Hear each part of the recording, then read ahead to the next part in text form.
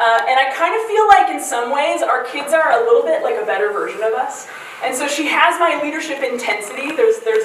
She's also an Enneagram 1, and so she has kind of this innate right and wrong perfectionist way about her. But she has a strong justice bone, strong justice bone. She also is full of way more compassion and empathy and mercy than I am, which is what I mean by a better version of me. But you can see this is a cute picture of her, with her little microphone speaking, little mini-me. This top right picture, a friend of ours who is Cambodian was in danger of being deported, and she was not having it, not having it. And so she was all about letting the world know what was happening. She went around to her 5th grade, that was when she was in 5th grade. She did a presentation to every 5th grade class in her school that year about what was happening with ICE raids and all the things. So she joined us on one of those days where we were holding signs here in Minneapolis. When she was 6, she did the whole charity water thing, raising money for clean water for her birthday. But the story that I wanted to tell was this bottom middle picture. We have a friend who is a dear friend of our family who was speaking at IF Gathering. And so we went with her so that we could kind of be her cheerleading squad and kind of her support system. And so Addie came with me, and we flew into Austin, Texas. And my kiddos have been in Spanish immersion school their whole kind of elementary. And Addie in particular just has a real love of culture and language and things. And so we show up in Austin, Texas, and we get a cab, and we're kind of cabbing it over to wherever we're supposed to be. And Addie picked up on that our cab driver doesn't know English. She's having a hard time communicating with us, and so she flips into Spanish and just starts communicating with him, and you should have seen his eyes light up. Because he's a cab driver, he's doing this all day long, and he's having a hard time. How lonely does it feel when you can't communicate in the same language with people? And this girl, with all of her empathy and mercy, picked up on this and starts speaking in Spanish to him. He's full adult, she's 11, and yet she's asking him questions about his life, and he's spilling it to her. And I kid you not, at 11, this girl is speaking good news to our cab driver in Austin, Texas. Right? Craziness. But so it was a proud mom moment. But I'm watching her. It was one of those moments where you kind of get a glimpse into how God's wired your kids. Just super proud mom moment. So this is my mini-me.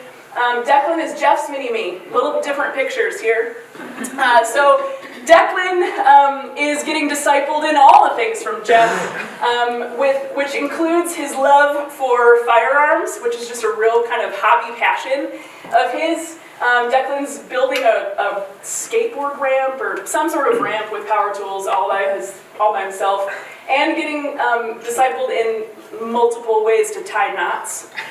Clearly I know a lot about this because I can talk very educatedly about such things. But the other thing that Jeff has passed on to our son is type 1 diabetes. So Declan, we learned that Declan has type 1 diabetes when he was 10. And so this is a picture of Declan kind of getting to know his new pump when he was about 10. But one of the stories with Declan that I see just kind of the mini-me version of Jeff showing up. Our kids are in public school, and they were riding the bus, and there was a situation on the bus where this kid was getting picked on. Full-on bully situation, where this kid ended up head in his, between his knees. He was just mortified. And Declan wasn't having it. And so he kind of stood in and kind of took the blows for this kid and stood up for him. Another proud mom moment where I saw his inner justice and speaking up for those that are getting pounded kind of come into play. So another proud mom moment where I saw Declan kind of taking the hits, but also kind of trying to organize some reconciliation of relationship. Here's why I tell these stories. And even more recently, as our family is as our family moves across the country, and I'm watching them take on the identity of missionaries in a completely foreign place. And I watch them choose to give up life in Minnesota friends that they love, a house that's familiar, a neighborhood that we have invested in for years, like moving away from family, all those things, to say yes to this invitation from Jesus to join him on mission. And I'm watching them kind of embrace all this stuff. And here's why I tell these stories. We're being shaped by so many things. There's so many kind of things that are pulling at us, and especially for my kids, it's different for them in school than it was for me. And their experience is entirely different. But there's so much that's pulling at us, and distractions and all of these things. And here's the thing for us. Every single one of us is being discipled by something. Every single one of us is being discipled by something. The question is, who or what are we going to allow to disciple us? Is it social media? Is it our political preference? Is it people that think like us, vote like us, look like us? Right? Who are we allowing us? Who are we allowing to shape our thoughts and our behaviors and all of those things? And what I notice with my kids is that they're stepping into how God has wired them, but they're being shaped by their environment in a way that is countercultural to all the things that are coming at them, right? And here's what I love about Jesus that feels freshly challenging as well. When I look at the way that Jesus invited the disciples into this discipling relationship, it was a call to follow him in a way that wasn't just like, Jesus wasn't just inviting them into like this influential relationship where he would sort of influence their life. Oh no, it was a complete transformation. It was like full-on transforming power of good news in their life, that the end result was their life looked entirely different because they chose to say yes to following Jesus. Prime example. Here we have the example of Levi. So this is in Luke 5. It says, after this, Jesus went out and saw a tax collector named Levi sitting at the tax booth. And he said to him, "Follow me." And leaving everything, he rose and followed Jesus. And Levi made him a great feast in his house, and there was a large company of sinners and people that other people don't like that were all invited around the table, reclining at the table with Jesus. And here's the thing that catches my attention. Levi's encounter with Jesus. So when Levi met Jesus, it was not a cognitive, it wasn't just like a knowledge thing of like, I'm going to get close to Jesus so I can learn more things. Or so that I can like know more about him. Levi gave up his life to follow Jesus. It's like about turn, right? He fully gave up his life because he encountered Jesus. Have we done the same? Does encounter with Jesus actually change us? Or are we just seeking after knowing more about him? Yeah? Is encountering the fresh presence of God actually calling us to live differently? Or are we just seeking to know more about him?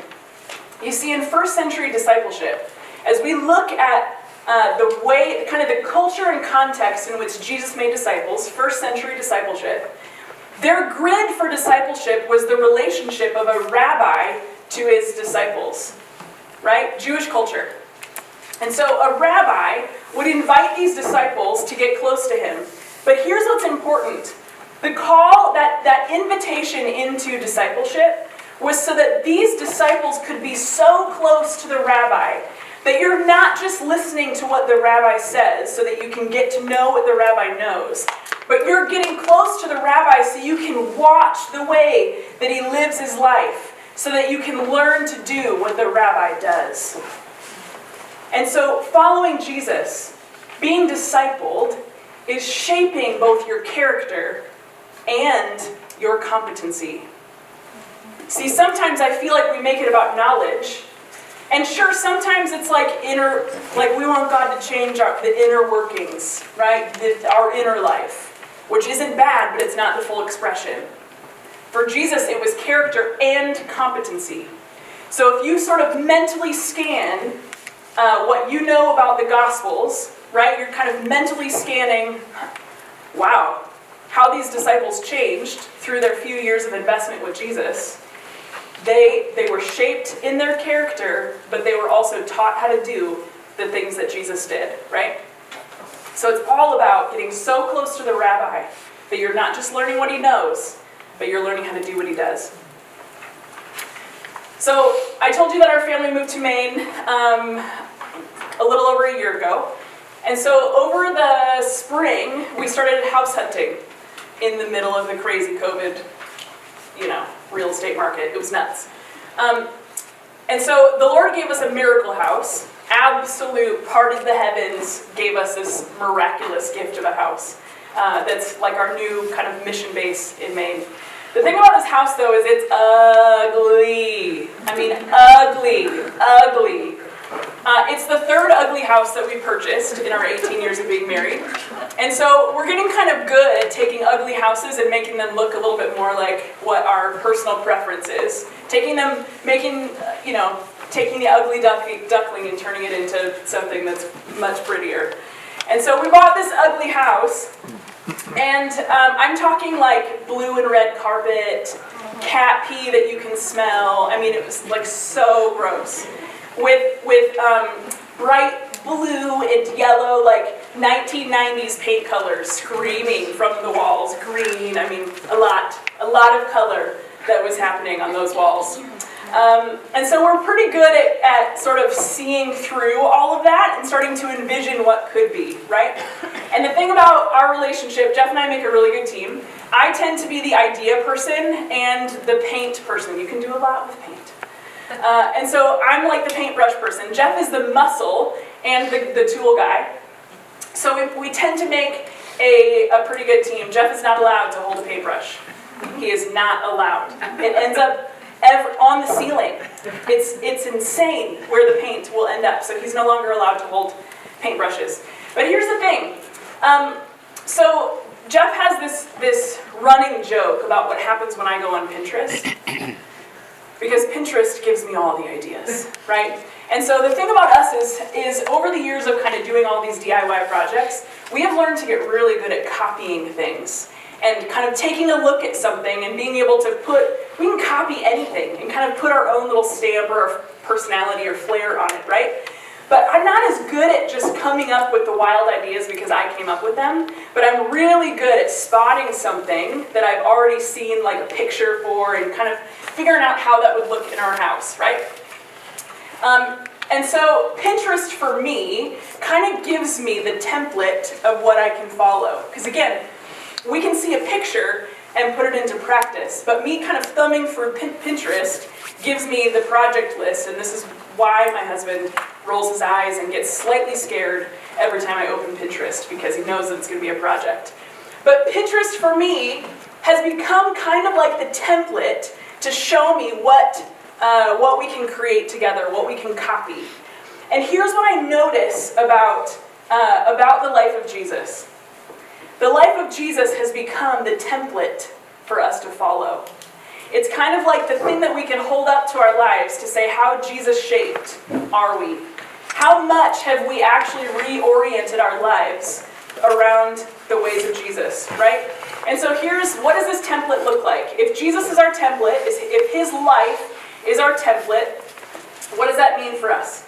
So here's a few things. If we're looking at who did Jesus spend his time with, and how did he spend his time, there's a few kind of key things that we pull out. In Luke 6, we see that Jesus really prioritized his up relationship with the Father. We see him getting away, going up on the mountainside to pray, getting up early to pray. So we see Jesus really pressing into this relationship, vibrant relationship with the Father. We also see him calling a few disciples that he's going to give a lot of time and investment to, that he's going to pour his life into, right? So he's calling disciples into this relationship. But there's also these crowds where he operated in power and authority, and he never lost sight of his mission to seek and save the lost, right? So if we were to kind of put a shape to this that's very simple and repeatable, that anybody could kind of do napkin theology, as it were, I would draw this.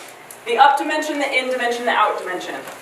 How did Jesus interact with the Father in heaven, with his disciples, and kind of this family, these relationships that he is discipling, and out with the world, right?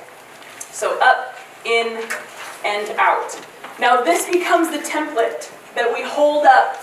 So I can hold up the triangle to my own life and say, how Jesus-shaped is my life? How much am I pursuing to the degree that Jesus pursued? How much am I pursuing a passionate, vibrant relationship with the Father, where I'm seeking to hear the Father's voice and always be in constant communion with the Father? Jesus said, I only do what I see the Father doing, right? And then in the in dimension, how much am I pursuing these rich, vulnerable, gritty, life-on-life discipling relationships that aren't just about a group that's kind of distanced in relationship, but it's actually this life-on-life discipling thing where I'm actually teaching people how to reorient their lives around the way of Jesus. And then in the out dimension, am I friends with people that don't know Jesus? Am I prioritizing those relationships? Am I intentionally inviting them around my table? Again, how Jesus-shaped is my life? How much am I imitating the way that Jesus did things? So I want to unpack this a little bit, but one of the things that is helpful for us to remember is that when Jesus made disciples, it wasn't information-based discipleship. He was not sitting around a circle, getting out the Torah, and having them, regurgitate all those things. Now, was that important? Absolutely, yeah. It shaped a lot of things. Shaped the theology, the spiritual DNA that got passed down, yes? So it's not that it wasn't there or that it wasn't important, but it was obedience-based discipleship. It was hearing the Word of God and immediately putting it into practice, right? Now, most of my life, I've assumed that discipleship was about knowing more about God because it was always kind of presented as this video study or this new Bible study that we're doing or this video, like the group that I'm joining or whatever, right? So it was always kind of presented to me as, if you're a disciple of Jesus, then do this thing so you can know more about him. But I see the way that Jesus made disciples was entirely different than that. And we're going to kind of unpack what that looks like. So, very quickly, we're running out of time, very quickly, I'm going to unpack some of these things about the way that Jesus made disciples that might be different than the way that we're currently doing it. So if we're going to hold the life of Jesus up as a template, I want to dig under the surface and say, not just, we know the call is for us to make disciples. That's a non-negotiable for all of us. But how? That's always the question. How do we do it? And so I want to unpack this just a little bit, and I'll try to fly through this a little bit. So the first thing is, we've already mentioned how, for Jesus, when he pulled disciples into a relationship, when he pulled them into discipleship, it was about shaping their character and their competency. But here's what I want you to notice about this. Encounter with Jesus is what changed their life. Encounter with Jesus is what gave them the kind of the fiery passion that allowed them to count the cost to change their life. Yes? We all need a fresh encounter with Jesus. And that's why we choose to give up everything to follow him. So when Jesus made disciples, he made missionary disciples. We're going to talk more about that in a little bit. But he shaped their character. The way that he pulled them into relationship shaped their character, who they are when no one's looking. But if you notice, by the end of Jesus' investment, these dudes could preach the gospel. They could lay their hands on the sick and see them get well. They were casting out demons, right? They had an expectation that heaven would come to earth. They had an expectation of the power of God moving through them because Jesus taught them how to do that. Yes? So it wasn't just knowledge, it was taking steps of obedience. Handpick a few. What I notice about the way that Jesus discipled is that what's interesting to me is that we learn from Scripture that Jesus was the most astonishing teacher that ever lived. Scripture says that. And we see that he could draw the crowds. In a world where there was not like speakers and microphones and things, and there's thousands of people who are gathering to hear him. And so there's something about his communication that is worth gathering to hear, yeah? But what's interesting to me is that Jesus didn't build a ministry around his public communication. He could have kept traveling and kind of been the center of all the things and just kept preaching really good sermons, because we know that he was the most astonishing teacher that they had ever heard. And yet his strategy for building movement wasn't being the expert guy who was teaching all of the right things. It was picking a few and investing his whole entire life into a few. So did Jesus have a ministry to the crowds? Yeah. But he spent most of his time with the 12. And even Jesus's kind of, his record, only 11 of them turned into multipliers, right? So Jesus picked a few and he gave everything to them. Now when I started out in ministry, I was a really good manager of all the people. So I knew how to manage a ministry and run budgets and hire staff and get volunteers and train my volunteers in the thing that I wanted them to do. And what I learned is that the most strategic thing that I can do is not be a manager and function like a staff person, but to pick a few and give them my entire life. Because what you see Jesus doing is he picked a few, he invested everything in them, taught them how to do everything he could do, and then he left, he pieced out, and they were the ones that started the movement. So Jesus knew the most strategic thing wasn't teaching the crowds, but picking a few to make more of himself. Right? So handpick a few. The other thing that's interesting about this is, as I look at the Gospels, I am hard-pressed to find an example where Jesus is discipling one-on-one. Jesus discipled in groups. And so one of the things that I had to learn how to do was to take the few that I was discipling and actually disciple them together. There's something about discipleship in community in terms of the how and the way that Jesus did something, the way that Jesus made disciples, that's important for us to notice. And we're going to talk more about that as we go through our time together. Organized and organic. There's a spectrum of the way ministry and mission looked like for Jesus that was both organized and organic. I am an Enneagram 1, 100% J on the Myers-Briggs, so you can guess that I lean well towards organized. So when I started out in ministry, my entire life was organized.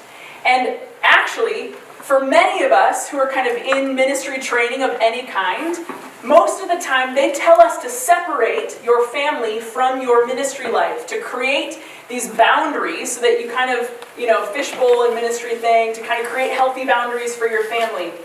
What's interesting is that that's not how I see Jesus rolling. It's not what I see him doing. And so when I look at the spectrum of organized and organic, did Jesus have organized time of discipleship? You bet he did. He had times where he was very purposeful about bringing them along on mission and in ministry with him so that they could watch him do stuff. We see him organizing field trips, like to Caesarea Philippi, right? We see him organizing the 12 and the 72 to send them out on mission, and he even gave them a strategy for how to do it. So there was definitely organized time of mission and ministry for Jesus. But then there's this organic component, where they're having these discussions where they're just walking along the road from one place to the next that was profound. And you see Jesus meeting them for breakfast on the beach. And you see them having meals together and this kind of very organic life on life. They're getting folded into the life rhythms of Jesus. So part of his discipleship strategy wasn't just a time-bound, organized group, where they said, this is when we do discipleship. No. It was, I'm inviting you into my life. You get access to my life, not just to this group that I'm leading. So we have to understand the spectrum of organized and organic as we're learning how to disciple in the way of Jesus. Next thing, invitation and challenge. Now, one of the things that I like to think about is, what did it feel like to be discipled by Jesus? Right? What was that like? What was the texture of that relationship? Where these guys got a front row seat and a backstage pass to Jesus. What did that feel like? And what I notice is that the texture of that relationship included both invitation and challenge. And again, we're going to unpack this in much more detail, but they got invited into his life, but I mean, do you see can you think up examples where Jesus did the high challenge thing? Like, take up your cross and follow me. Let the dead bury their own dead. I mean, like, we could keep firing off these super challenging statements that Jesus gave his disciples. So it was not this walk in the park, right? It was this invitation, full on support, access to life, kind of building family.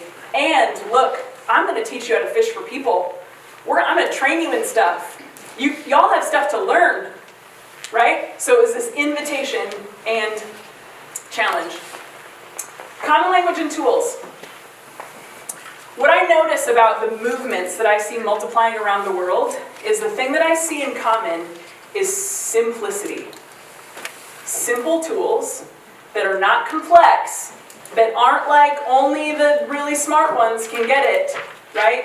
But super simple tools that unpack the power of the gospel, the power of good news. So simple that anybody can do it. So common language across the spectrum keeps us all on the same page, so we're all talking about the same thing. So common language and common tools that are so simple that anyone can do it. When Jesus was making disciples, we see him telling lots of stories. And all of his stories we see he tells lots of farming analogies and things like that, right? Because they lived in an oral culture. We don't live in an oral culture anymore, right? Today, we use a lot of visual tools. And so when you get out your iPhone or your iPad and it has all these things that your brain just computes, like when you give that thing to a 1.5-year-old and they start poking around and just know what to do, because our visual culture is so ingrained in how we think and how we live. And so we tend to have visual tools that are so simple, like up in and out, that it unpacks the way of Jesus so that anyone can reteach it. Yeah? A couple more. Evangelistic multiplication. When I look at the kind of disciples that Jesus made, every single one of them were missionaries. So to be a disciple means that you are a missionary. Somewhere along the line, we have separated those two things out. And somewhere we got this idea that to be a disciple means that you learn more about Jesus and you get more information. And to be a missionary means you pack up your bags and you move across the world and you're the expert at sharing the gospel. When I look at the kind of disciples that Jesus made, those two words are synonymous. To be a disciple is to be a missionary. Those two things are the same thing, right? And so when we look at evangelistic multiplication, that means every single person gets to play. That means every single athlete that you are discipling is also a missionary. So part of our job is training them how to reach their teammates and their family and the students that are living near them on their floor in their apartments or whatever, right? Your athletes are missionaries. And so as we're bringing new people into the kingdom, guess what? The harvest field becomes the harvest force. And we want that to happen as quickly as possible. The harvest field becomes the harvest force. So everybody is a missionary, and we want to see evangelistic multiplication at every level. Not just at a staff level, not at the expert level, but at every single level.